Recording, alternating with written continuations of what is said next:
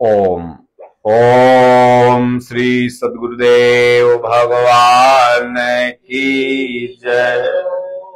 बोलो जय सिया राम, जय जय सिया राम। बोलो जय सिया राम, जय जय सिया राम। बोलो जय गुरुदेवम, जय गुरुदेव। बोलो जय गुरुदेवम, जय गुरुदेव। गुरु राखहि जो कोप विधाता, गुरु राखहि जो कोप विधाता। गुरु विरोध नहीं को जग त्राता। गुरु विरोध नहीं को जग त्राता। बोलिए श्री सद्गुरुदेव भगवान की जय। राजा रामचंद्र भगवान की जय। बांके बिहारी लाल की जय। सज्जनों, आज महापर्व नवरात्र का 9वां दिन है। पूरे भारतवर्ष में हर्ष और उल्लास के साथ आज सिद्धिदात्री, जो मां पार्वती के साधना का 9वां चरण, 9वां रूप, 9वां नाम है। जैसा कि प्रत्येक दिन आप लोगों को हमने बताया एक एक नाम का अर्थ, कि मां पार्वती किस तरह से सिद्धिदात्री तक की अवस्था में पहुंची। आज हम लोग चर्चा करेंगे कि 9वीं के दिन कुछ कुरीतियां हैं, उन कुरीतियों पर भी जानेंगे। जो लोग देवी के आगे बकरा बकरी, भेड़ा भेड़ी काटते हैं, बलि देते हैं, और ये भी जानेंगे कि मां सिद्धिदात्री का मतलब क्या होता है। और एक भजन है, अगर इस भजन को आप पूरा सुन लेंगे तो आप ये समझ लेंगे कि साधना में आपको सिद्धिदात्री तक पहुंचने की स्थिति कैसे माता पार्वती को मिली। क्योंकि प्रत्येक स्तर का 2 छोर होता है, प्रत्येक यात्रा का 2 छोर होता है। एक तो जहां से आप यात्रा प्रारंभ करते हैं, और एक जहां आपकी यात्रा का लक्ष्य होता है। तो भक्ति जहां से आप प्रारंभ करते हैं, ये प्रथम छोर है, और भक्ति जहां अपना परिणाम दे देती है, ये लास्ट छोर है। और पूज्य गुरुदेव भगवान कहते हैं कि भगवान जब हृदय से रथी हो जाते हैं, तो हाथ पकड़ करके जैसे बिटिया को लोग बियाह करा देता है, तब माई बाप पिंड छोड़ता है, उसी तरह सद्गुरु महापुरुष भगवान अपने भक्त को निरंतर योगम क्षेमम बहाम्यहम करते हुए अपने तक की दूरी तय करा लेते हैं। जैसे सुदामा के अंदर वह पावर नहीं था कि द्वारिका पहुंच जाते, क्योंकि पैर में पनही नहीं थी, उतना मोटे ताजे भी नहीं थे, भीख मांग के खाना खाना दुर्बल थे, लेकिन दृढ़ निश्चय था कि नहीं, कन्हैया से मिलेंगे। गुरु बन गई पत्नी, दृढ़ निश्चय हो गया सुदामा जी का, और लक्ष्य था द्वारिका की कन्हैया से मिलेंगे। तीनों जब सुगम हो गया तब भगवान मुरली मनोहर बन के आ गए। रास्ता भर लिट्टी चोखा लगाते, गोड़ हाथ दबाते, गाय चराते, कहीं दूध पियाते, कहीं माखन खियाते, पहुंचा दिए द्वारिका। यही हुआ योगम क्षेमम बहाम्यहम। तो मां शैल पुत्री के गुरु नारद जी थे, पार्वती जी के, और दृढ़ निश्चय था कि हमें शिव को पाना है। बरहु संबुनत रहूं कुंवारी, कोटि जन्म तक रगड़ी हमारी। और गुरु कौन थे? नारद जी। और दृढ़ निश्चय माता पार्वती का था शैलपुत्री के रूप में। तब जाकर के शैलपुत्री से सिद्धिदात्री तक की अवस्था में मां पार्वती पहुंचती हैं। तो एक भजन है, इसको हम सुना करके फिर आपको बताएंगे कि सिद्धिदात्री का आध्यात्मिक अर्थ क्या होता है, और इस भजन का भी अर्थ बताएंगे, और कुरीति क्या है, बलि क्या है, बलि किसको कहते हैं, क्या खसी बकरा मुर्गा काटना बलि है या बलि कुछ और है, क्या देवी जी मांस खाती थी, यह विषय पर भी हम लोग चर्चा करेंगे। अब खाना पीना आज के इंसानों को रहता है तो कहें कि भाई सोम रस भगवान शिव पीते थे तो मांस देवी खाती थी, तो गांजा भोलेनाथ पीते थे, तो फलना ढेकना, माने भगवान को बदनाम करना। खाना है इंसान को, तब कहें भैरव बाबा दारू पीते थे, उनको दारू चढ़ता है, ये पंडित जी लोग जवन न करावे। तो भजन आप लोग पहले सुन लीजिए। भजन क्या ये आरती है, हर पंडालों में बड़े भाव से लोग गाते हैं। जगदम्बा घर दियना बारियनी, जगदम्बा घर दियना बारियनी, जगदम्बा घर दियना, जग तारन घर दियना बारियनी, जगदम्बा घर दियना बारियनी, कंचन थार कपूर की बाती, कंचन थार कपूर की बाती, मैया के आरती उतारियनी हो, जगदम्बा घर दियना बारियनी, जगदम्बा घर दियना बारियनी, जगदम्बा घर दियना। सोने के थाली में व्यंजन परोसल, सोने की थाली में व्यंजन परोसल, मैया के भोग लगाइनी हो, जगदम्बा घर दियना बारियनी, जगदम्बा घर दियना। सोने सुराही गंगा जल पानी, सोने सुराही गंगा जल पानी, मैया के चरण पखारियनी हो, जगदम्बा घर दियना बारियनी हो, जगदम्बा घर दियना बारियनी हो, जगदम्बा घर दियना। दीपक किसका प्रतीक है?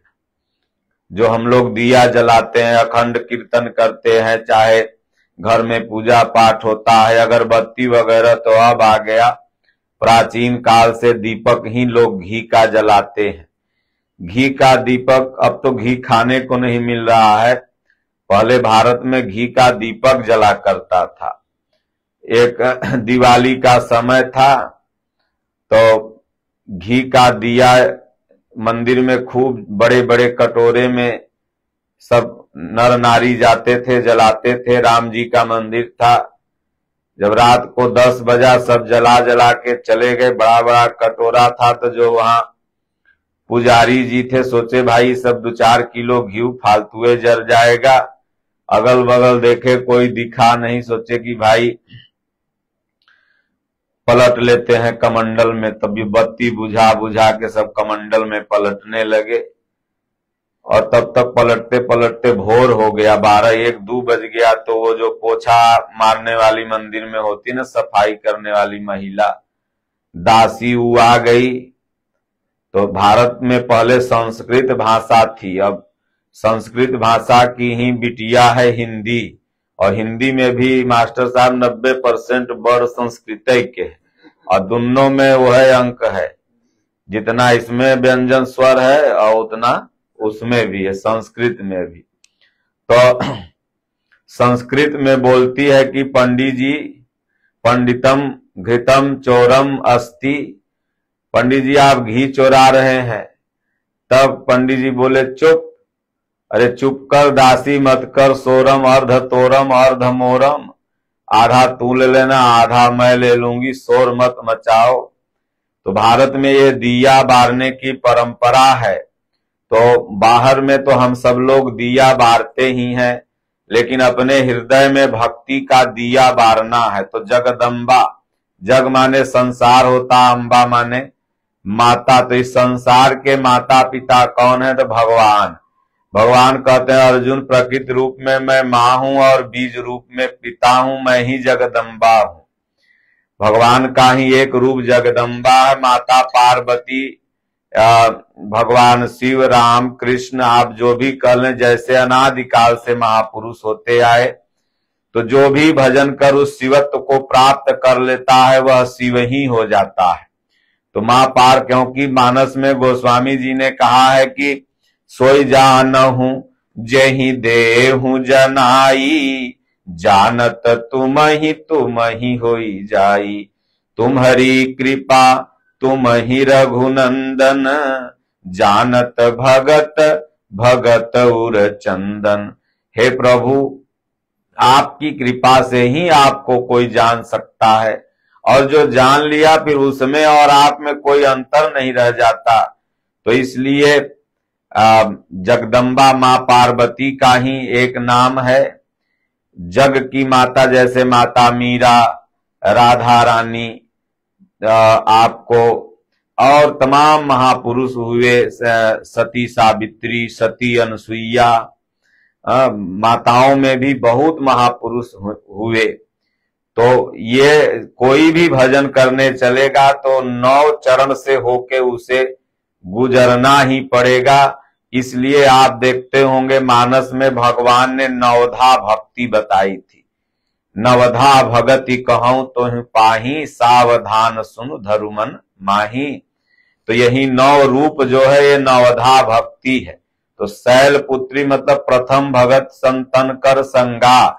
नारद जी का जब संग की माता पार्वती ने, तो नारद जी क्या बना दिया? शैलपुत्री बना दिए। और दूसर रतिमम कथा प्रसंगा, जब भगवान में प्रेम हो जाएगा तो लोग ब्रह्मचर्य व्रत धारण कर ब्रह्म आचरित सब ब्रह्मचारी ब्रह्म के आचरण पर चल पड़ता है। तो गुरुपद पंकज सेवा तीसरी भगति अमान।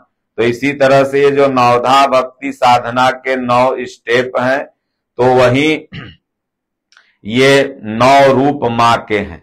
हम चर्चा करने लगे बड़ा लंबा समय हो जाएगा, तो इसलिए जगदम्बा घर दियना बार यही। तो जब भक्ति भजन आप करने लगोगे तो उसी दिन से ज्ञान का दीपक आपके हृदय में जलने लगेगा। तो कंचन थार कपूर की बाती, मैया के आरती उतारियनी हो, जगदम्बा घर दियना बारियनी हो। पहले भारत में थाली वगैरह कंचन सोने की रहती थी। आज तो समस्या लोगों के सामने बनी है कि फाइबर में खाएं कि पत्तल में खाएं कि प्लास्टिक में खाएं, वह नहीं जुट रहा। लेकिन पहले तो सोना में हमारे यहाँ आरती होती थी, क्योंकि भारत सोने की चिड़िया था। लेकिन उस सोने को लुटवाने में हमारे पंडित जी लोग, ब्राह्मण देवता, धर्म गुरुओं का बड़ा रोल रहा। प्रथम आक्रमण कर सोमनाथ मंदिर को लुटवा दिया, और न जाने कितना सोना चांदी असरफी जीरा हीरा जवाहरात लूट के वहां से महमूद गजनवी ले गया। प्रथम आक्रमण करता था भारत में। तो इसलिए क्योंकि पहले मंदिर ही आरबीआई हुआ करता था भारत का, वहीं पर लोग रखता था। आरबीआई तो था ही नहीं मंदिर के नीचे, मूर्ति के नीचे। इसलिए बंबई में एक जगह हम गए थे, एलिफेंटा, यूट्यूब में आप लोग सर्च करिए, देखिएगा एलिफेंटा की सारी मूर्तियों को मुगलों ने तोड़ा है। उन लोगों को लगता था कि इन मूर्तियों में सोना चांदी रखा हुआ है। 17 मुगल शासक आते हैं और भारत को खूब लूटते हैं। ये तो अंग्रेज के कृपा मनाओ कि अंग्रेज आके कुल मुगलन के भगा दिए यहां से। अब फिर अंग्रेज को हमारे भगत सिंह, सुभाष चंद्र बोस, चंद्रशेखर आजाद, खुदीराम बोस, तमाम ऐसे क्रांतिकारी नेता थे जो इनको भगा दिए। तो इसलिए कंचन थार कपूर की बाती, तो मैया के आरती उतारिए नहीं हो। आरती का मतलब एक बाहरी आरती होता है जो हम सब लोग अपना कपूर इत्यादि जला के आरती करते हैं, लेकिन एक वास्तविक आरती होती है जो आरत के चित रहे न चेतु। आरती माने होता है रोना, आर्त, आरत अधिकारी पावही, ये आरत अधिकारी जहां पावही। तो इसलिए कहने का तात्पर्य है कि भगवान के सामने रोना ही आरती है। अब आजकल लोग अपने दुकान में, चाहे कंपनियों में या घर में ही पूजा पाठ कराते हैं, तो किसी पंडित को निमित्त बना के दे देते हैं कि चलो तुम पूजा करो। अब वो आपके यहां पूजा करा रहे हैं, उनका मन दूसरे जजमान के यहां है। जल्दी जल्दी अगरबत्ती दिखाएंगे, चलेंगे। तो हर दुकान चल रहा है कि नहीं चल रहा है, वो पंडित जी को क्या पता। वो तो अपना आए दिखाए, 2000 के महीना ले रहे हैं, चलेंगे। अगर आप आरती करोगे तब ना भगवान से कहोगे कि प्रभु दुकान नहीं चल रहा है, चाहे हमको ये दुख है। अब तुम्हारा दुख दूसर कैसे कोई जान रहा है, क्योंकि भगवान के सामने रोना है। तो वास्तविक आरती वही हुआ। इसलिए सुबह शाम आश्रमों में, मंदिरों में गुरु वंदना होती है, आरती होती है कि आप अपने इष्ट के सामने जो भी दिन भर में पाप पुण्य हुआ है सब समर्पित कर दीजिए कि प्रभु हम क्या करता धरता तो आप ही हैं, जो करवाए हमसे अच्छा बुरा सब यह लीजिए आपके चरण में रख दिया। तो यही वास्तविक आरती है और भगवान खुश हो जाएंगे। तो कहे कि सोने के थाली में व्यंजन परोसल, सोने के थाली में व्यंजन परोसल, मैया के भोग लगाई ऐनी हो। आप जहां भी अपनी आस्था को झुकाते, कोई देवी जी को मानता है, कोई हनुमान जी को, कोई राम जी को, कोई शंकर को, कोई दुर्गा जी को, किसी भी प्रतिमा के आगे अगर आप श्रद्धा से दंडवत प्रणाम करते हैं तो भगवान कृष्ण कहते हैं कि अर्जुन वहां मैं ही जाता हूं और उसके फल का विधान करता हूं, क्योंकि दूसरा परमात्मा के सिवा इस सृष्टि में कोई अस्तित्व ही नहीं है। जहां भी जिसकी श्रद्धा झुकती है वहां भगवान ही जाके उस श्रद्धा की पूर्ति करते हैं। तब आप सोचेंगे भाई तो इसमें गलत क्या है, तो आगे भगवान कहते हैं अर्जुन ये अविधि पूर्वक है, इसलिए रास्ता ही चलना है तो विधि पूर्वक चलो। तो विधि पूर्वक क्या है, तो कहते हैं सर्वतो भावेन, हमको भजो, एक परमात्मा को भजो। भगवान कृष्ण कहते हैं कि सर्वतो भावेन, संपूर्ण समर्पण से, सर्वधर्मान परित्यज्य माम एकम शरणं व्रज, अहम त्वाम सर्व पापेभ्यो मोक्षयिष्यामि मा शुचः। अर्जुन सारे धर्म की चिंता छोड़ करके कामेस्ते अस्ते हित ज्ञाना प्रपद्यन्ते अन्य देवता तम तम नियम आस्थाय प्रकृत्या नियता स्वया। अर्जुन जिनकी कामनाओं से बुद्धि आक्रांत है, ऐसे ही मूढ़ व्यक्ति अपनी श्रद्धा को इधर उधर भटकाते हैं। जो बुद्धिमान है वो एक परमात्मा की शरण में, एक इष्ट की शरण में चले जाते हैं और भगवान उनका कल्याण करते हैं। तो कहते हैं कि सोने के थाली में जे व्यंजन परोसल, मैया के भोग लगाई ऐनी हो। तो इसलिए अभी भोग, भगवान को भोग लगाना है, परमात्मा को, ईश्वर को, अपने भाव का। भगवान आपके वस्तुओं को नहीं ग्रहण करता है, आपके भाव को। 56 भोग बनाकर दुर्योधन बैठा हुआ था कि आज कृष्ण भगवान आएंगे और उनको मैं खिलाऊंगा, क्योंकि अगला बार खिलाया तो राजा बना, इस बार भी खिला दूं। उसका भाव नहीं था, बस इसलिए वो बुलाया था कि अगला बार खिलाया, दरिद्र था तो अपना हिस्सा दे दिया, तो मैं राजा बन गया, इस बार तो राजा हूं, खिला दूं। गए, 2 सिपाही लगा के भिखारी रूप में भगवान गए थे, भगा दिया। बोले भगाओ इन भिखारियों को, कहां सुबह सुबह चले आते हैं। भगवान कृष्ण गए, दूर से ही सब उसका पत्तल जितना था, थरिया सब चपाचट खत्म हो गया। तो उसके भोग को नहीं भगवान ने लगाया, क्योंकि भाव नहीं था, और वहां से चले गए। दुर्योधन के मेवा त्यागे, त्याग के चले गए, भाव का वहां अभाव था।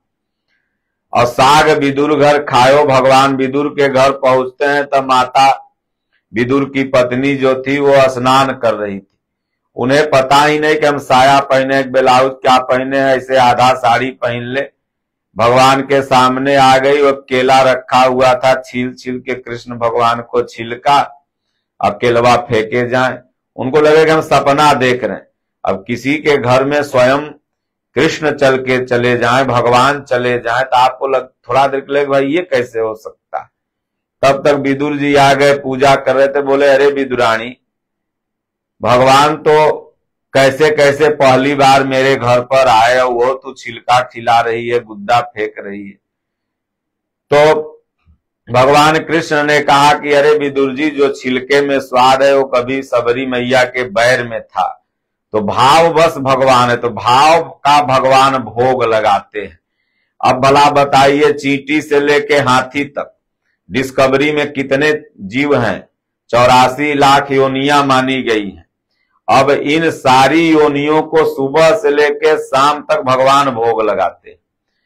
हाथी को हम लोग खिलाते हैं, अपने बाले बच्चा का ना सबको चिंता है कि हमारी बेटी खाई कि नहीं, हॉर्लिक्स पी के नहीं, उसके लिए कपड़ा है कि नहीं, सबको अपना अपना चिंता है। लेकिन इस सृष्टि में कितने 7 अरब तो पूरे विश्व की आबादी बहुत दिन पहले जनगणना हुआ था तब, और कितने जंगल में लोग रह रहे थे, कितने आदिवासी हैं, कितने छूटे हुए, वो छोड़ दीजिए, ये वयस्क लोगों की संख्या है, और न जाने कितने जीव हैं। और सबको कौन भोग लगा रहा है? स्वयं परमात्मा भगवान। और हम लोग कहते हैं कि हम लोग भगवान को भोग लगा रहे हैं। भगवान को क्या कोई भोग लगा सकता है? उनको आप अपनी भावना का भोग लगाइए। आपका अगर उत्तम भाव है तो वही भगवान का भोग है। तो इसलिए भगवान ही माता है और भगवान ही पिता है। इसलिए सब लोग पढ़ते हैं कि त्वमेव माता च पिता त्वमेव, त्वमेव बंधु च सखा त्वमेव, त्वमेव विद्या द्रविड़म त्वमेव, त्वमेव सर्वम मम देव देव। जब जरूरत पड़ी तो वही परमात्मा हमारी मां बन करके आया, दूध पिलाया, रक्षा किया। जब जरूरत पड़ी तो वही परमात्मा पिता बन के आ गया, आपकी सारी व्यवस्था करते गया। जब जरूरत पड़ी तो वही परमात्मा त्वमेव माता च पिता त्वमेव, त्वमेव बंधु, वही आपका भाई बन के आ गया। जरूरत पड़ी तो वो कृष्ण भगवान सुदामा के सखा भी बन गए, वो सखा का रूप भी धारण कर लेता है। आपकी जैसी जरूरत वैसा भगवान आपका रूप धारण कर लेते हैं। इसलिए कहते हैं सोने सुराही गंगा जल पानी, अब मैया के चरण पखारियनी हो, जगदम्बा घर दिए ना बारियनी हो। केवट भगवान श्री रामचंद्र जी का चरण पानी कठौता भरी ले आवा, तुरंत जहां भगवान का राम रजायस पावा, जहां रजायस माने आज्ञा पाया कि चल भाई, भगवान कहें चल धोइए लो, तो तुरंत गया और कठौती में पानी भर के ले आया और लगा भाव से धोने। गंगा मैया भी खुश कि चलो जब से प्रभु आए हैं, तो विश्वामित्र के साथे आए थे तो किनरही से गोड़ लग के गए थे, अंदर नहीं आए थे, चरण नहीं पड़ा था। लेकिन आज भगवान का चरण मेरे जल में पड़ा हुआ है, तो गंगा जी भी खुश हो रही हैं, केवट भी खुश हो रहा है। तो प्रेम ही पानी है, हृदय ही कठौता है। भाव से भगवान का जब आप भजन चिंतन करने लगे तो वह चरण हृदय में आ जाएगा। इसलिए प्रकृति रूप में भगवान माता हैं और बीज रूप में भगवान पिता बन करके पूरी सृष्टि का रक्षा करते हैं। तो आजकल देवी पूजा जो पूरे धूमधाम से लोग मनाते हैं, इसमें मनोरंजन ज्यादा दिखता है और पूजा कम दिखता है। तो इसलिए आप पूजा करो, लेकिन सनातन को बदनाम मत करो कि पूजे पंडाल के बाहर दारू पी के, खैनी पी के, गुटखा खा के, सिगरेट वहीं पियो और माई बहन के साथ छेड़खानी करो, सीटी मारो, अभद्रता करो। तो दुर्गा जी सब देख रही है, भगवान सब देख रहा है और वो पागल नहीं है कि तुमको आशीर्वाद दे दी। तो इस 90% में 99% जितना ही दशहरा के मेला, दुर्गा जी के मेला घूमने जाते हैं, वो देवी के दर्शन कम या शिला देवी के दर्शन करने कुल ज्यादा जाते हैं। और जो राजगीर कुल नहाने जाए तो राजगीर नहाए जाए मलमास में, कोई थिएटर में नाच देखे जाए। तो इसलिए सज्जनों, अश्लीलता से जब तक आप दूर नहीं होंगे तब तक आपकी पूजा वह परमात्मा स्वीकार नहीं कर सकता। आज नवमी है, आज हमको लगता है पूरे भारत में 2-4 लाख बकरा तो बेचारा कटिए गया होगा, नहीं समझ। अब बड़ा बताइए देवी जी कहाँ खुश होंगे। अब विंध्याचल में तो भैंसा कटता है, बफैलो क्या बोलते हैं भैंसा को, हाँ, तो वो कटता है। अब पंडित जी लोग ताव से खाता गए, देवी माई के प्रसाद है।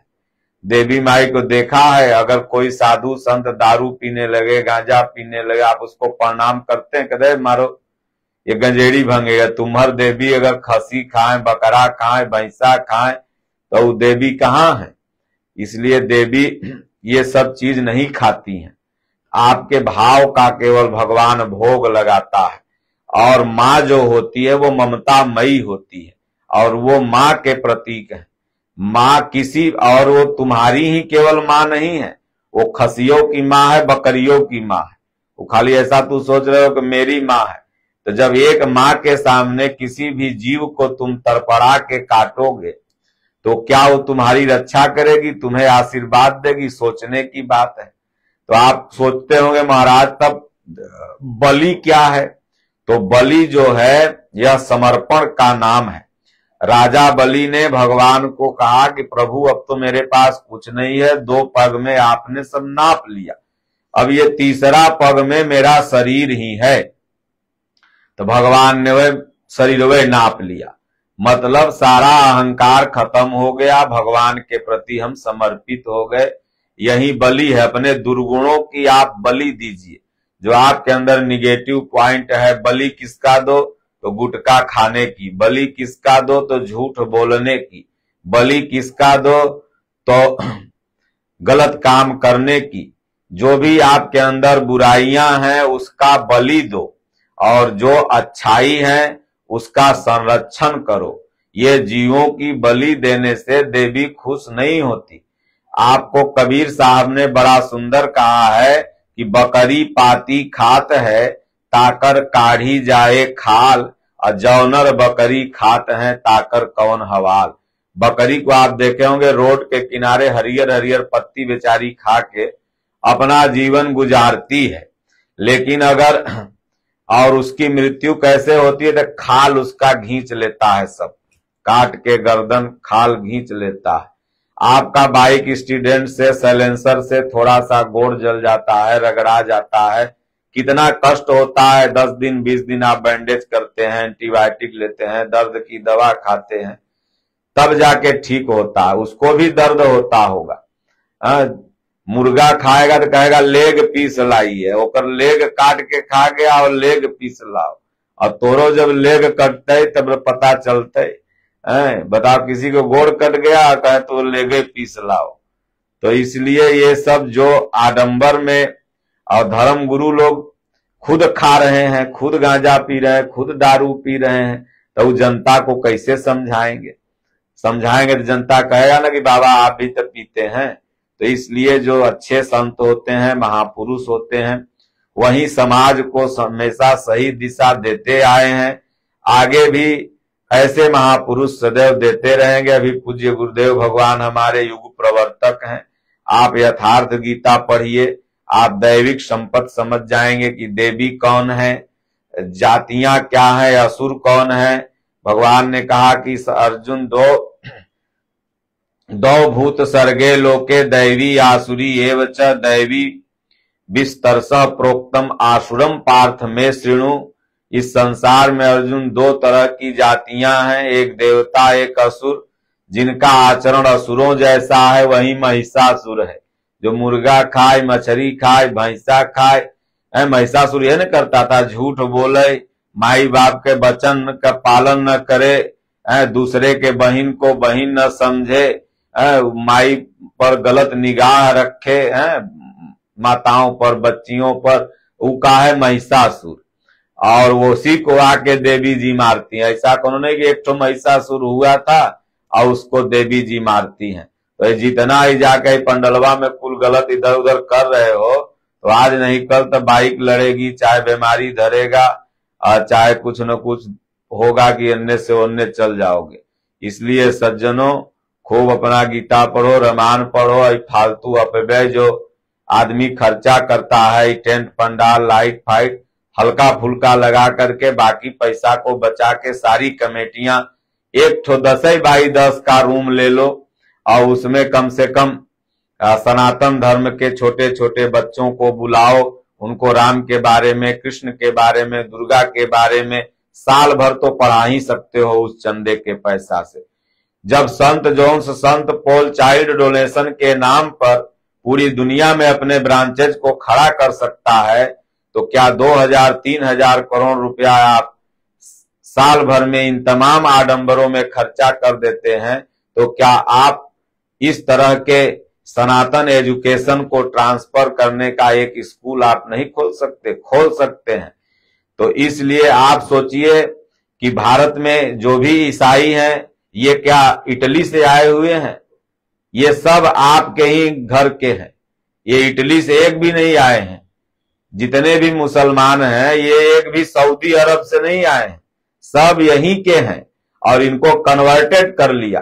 वो लोग अपने धर्म के प्रति कितना चिंतित है कि वो लोग कन्वर्टेड कर ले रहा है, और हम और आप तो बस खाली अब दुर्गा पूजा आ गया, अब दिवाली आ गया तो चलो जुआ खेलो, तो लक्ष्मी जी बैठाओ, तो यह करो, तो चंदा करो, तो फलना करो। एक भी आप बता दो कि एक भी मुसलमान को आपने हिंदू बनाया हो या एक भी ईसाई को आपने हिंदू बनाया हो। तो इसलिए सज्जनों, आपका फोकस होना चाहिए अपने धर्म और संस्कृति को किस तरह से बचाएं, तब जाकर के आप बचोगे। नहीं तो तमाम राज्यों में अल्पसंख्यक हो गए हो, धीरे धीरे इधर भी अल्पसंख्यक होते जाओगे, फिर उसके बाद या तो मरो कटो और या तो फिर धर्मांतरित होकर के उनकी विचारधारा को मानो। बोलो गुरुदेव भगवान की जय, राजा रामचंद्र भगवान की जय। ओम नमः पार्वती पतये, हर हर महादेव। हरि ओम। शांति शांति शांति।